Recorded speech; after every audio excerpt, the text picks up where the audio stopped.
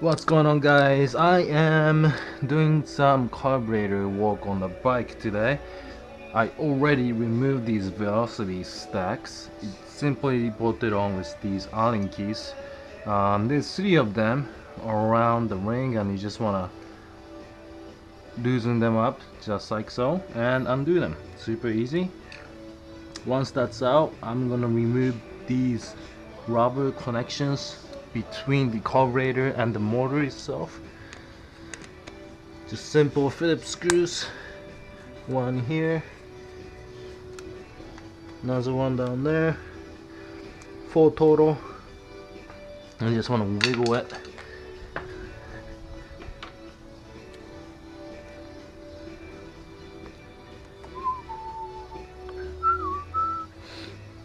Actually, before I do that, I need to remove my throttle cable, which is right here.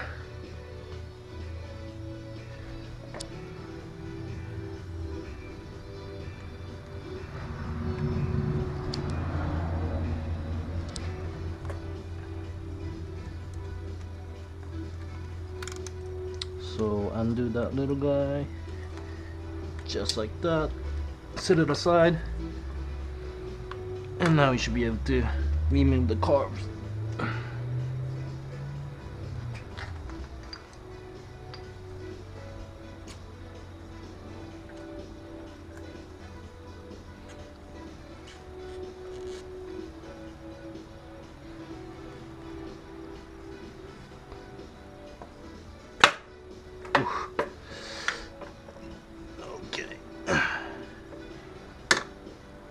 Alright, that's out.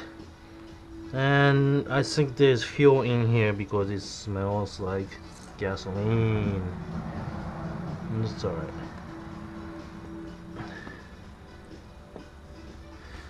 What you essentially want to get to is what's in here. So just undo them with Phillips screwdriver. Gasoline. And there are these little ring gaskets. I do recommend replacing these whenever you're doing carburetor work with a new one. Most of the time, if you're doing carb work, you have probably been running your bike for, I don't know, 10,000 miles or so. It's always a good idea to replace every kind of gasket when you're working on the bike. So that's that. I'm gonna grab my jets here.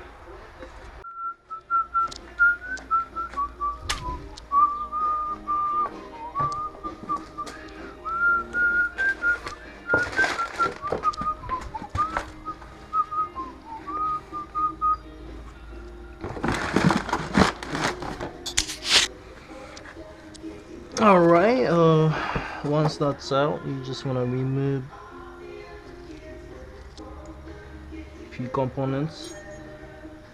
There's a main jet.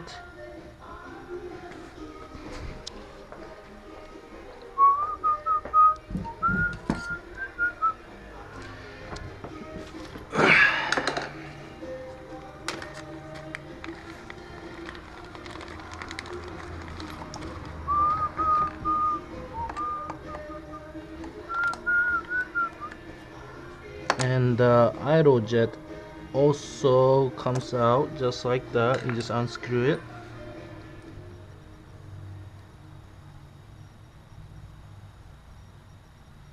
And I'm replacing these with larger diameter. This one's 40. And what were these?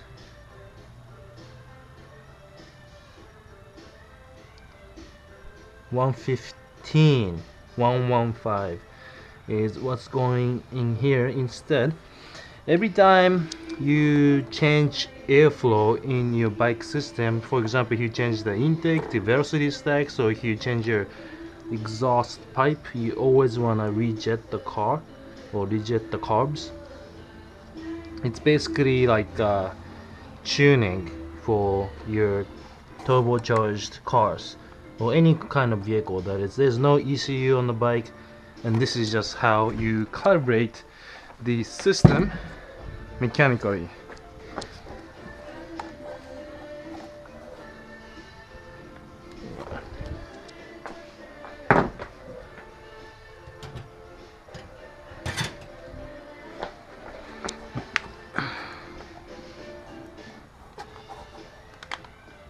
So there's one. I'm just gonna go ahead and pop this back on there for now and get to the next one.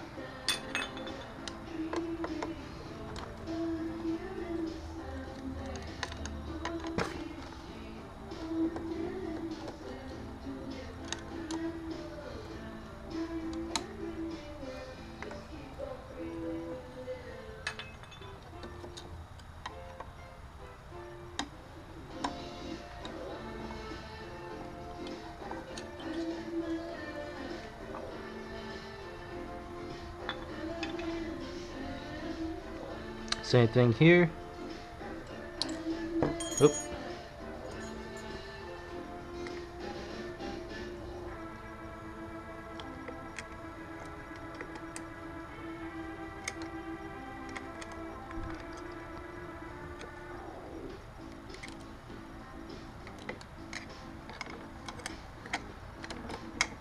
Now, as you can see, my carbs are pretty clean. But if this is your first time cleaning your carbs, you are gonna have a lot of debris down here most likely. Make sure you clean that out and make sure these floaters are nice and even throughout the carburetor. In my case, I'm not doing that because I have already done that when I was initially building the bike.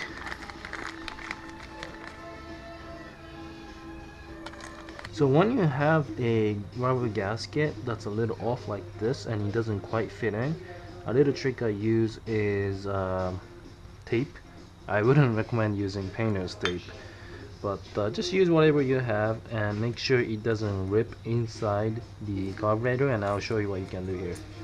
You just want to tape the edge like so. It's just enough so that it holds it together. And you just want to go ahead and tighten the screws, not too tight but tight enough to a point where the rubber gaskets are held in place.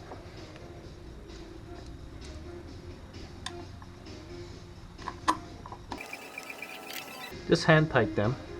You don't have to screw it all the way down. You want to be able to get the painter's tape out. So once you have them kind of hand tight, you just want to pull out the tape. Actually, I made it too tight here, so actually, yeah, I'm gonna make it a little loose. So there you go. So that's how you install these gaskets if you're having a hard time lining it up.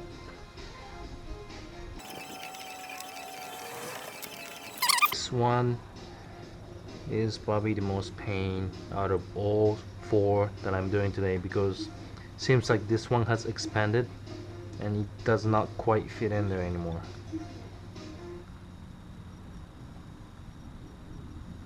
So I'm really gonna have to take this one down. Okay, so one up here.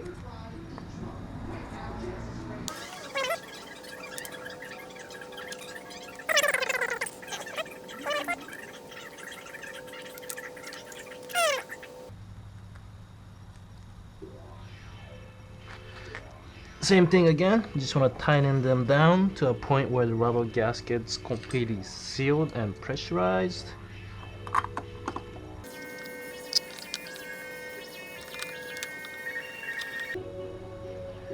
Once you feel like it's in there nice and tight, just go ahead and pull them apart.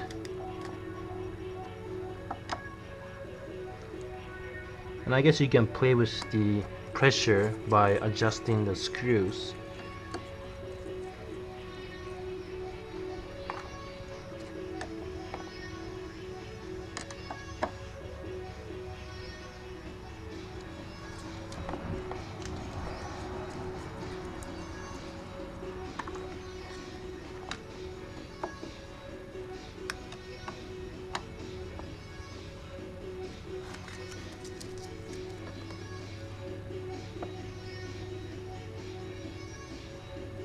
And there you go. That's how you install the jets for your carburetor.